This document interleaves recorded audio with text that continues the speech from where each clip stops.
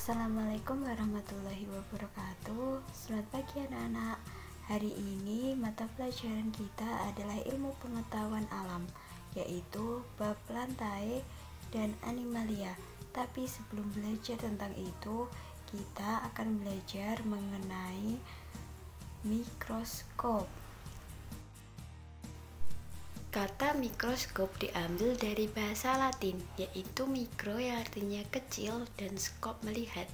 Jadi, mikroskop merupakan salah satu alat bantu yang digunakan untuk melihat mikroorganisme atau makhluk hidup yang berukuran sangat kecil, yang tidak dapat dilihat oleh mata biasa. Ada beberapa macam-macam mikroskop yang dapat kita ketahui. Yang pertama ada mikroskop cahaya, yang kedua mikroskop monokuler, yang ketiga mikroskop binokuler, dan yang keempat mikroskop digital. Yang ini yang terakhir yaitu mikroskop elektron. Bagian-bagian mikroskop dibagi menjadi dua, ada bagian optik dan juga ada bagian mekanik. Pada bagian optik terdapat lensa okuler, lensa objektif, diafragma, dan juga cermin. Pada bagian mekanik ada tabung, meja preparat, penjepit objek, pegangan, pemutar kasar, pemutar halus, kondensor, sendi inklinasi, dan juga ada kaki.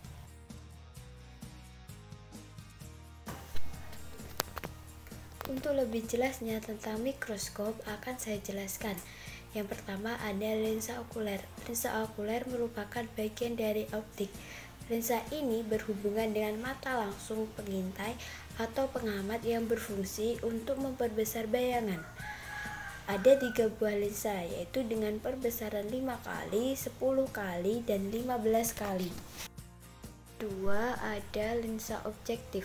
Lensa objektif juga termasuk optik loh. Lensa ini berada di dekat objek atau benda yang berfungsi untuk memperbesar bayangan benda. Susunan lensa biasanya terdiri atas 3 atau 4 buah dengan perbesaran masing-masing 4 kali, 10 kali, 45 kali, dan 100 kali. Yang ketiga, ada bagian diafragma. Diafragma merupakan bagian optik dari mikroskop.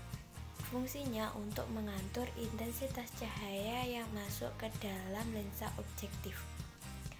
Yang keempat atau yang terakhir, pada bagian optik ada cermin.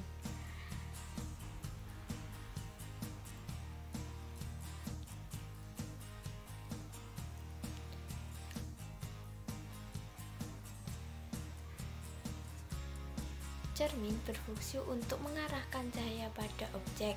Cermin datar digunakan ketika cahaya yang dibutuhkan terpenuhi, sedangkan cermin cekung digunakan untuk mengumpulkan cahayanya. Selanjutnya ada bagian tabung.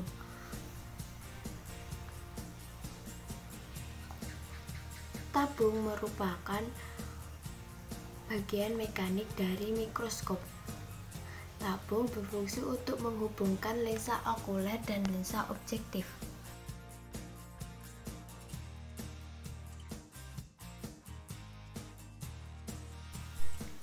Selanjutnya ada meja benda. Meja benda berfungsi sebagai tempat meletakkan objek atau preparat yang diamati. Bagian tengah meja berlubang untuk melewatkan sinar matahari.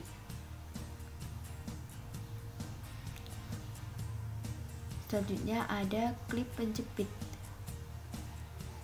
Klip penjepit berfungsi untuk menjepit preparat agar kedudukannya tidak bergeser ketika sedang diamati. Selanjutnya ada bagian mekanik, yaitu lengan mikroskop. Lengan mikroskop berfungsi untuk pegangan pada saat memindahkan atau membawa mikroskop. Selanjutnya ada bagian skrup pengarah halus.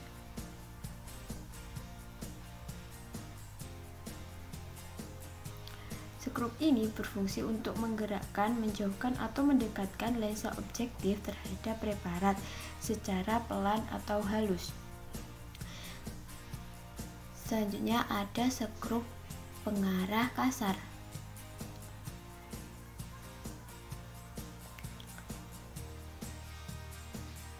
Skrup pengarah kasar berfungsi untuk menggerakkan tubus ke atas dan ke bawah secara tepat.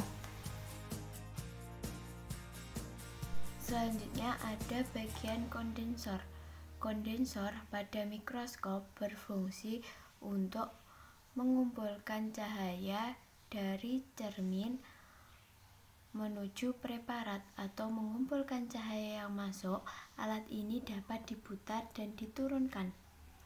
Selanjutnya ada sendi iklinasi. Sendi iklinasi berfungsi untuk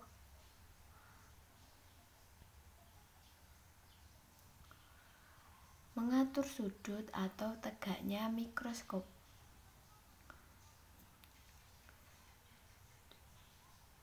Selanjutnya ada kaki. Kaki mikroskop adalah bagian mekanik yang berfungsi untuk menyangga atau menopang mikroskop.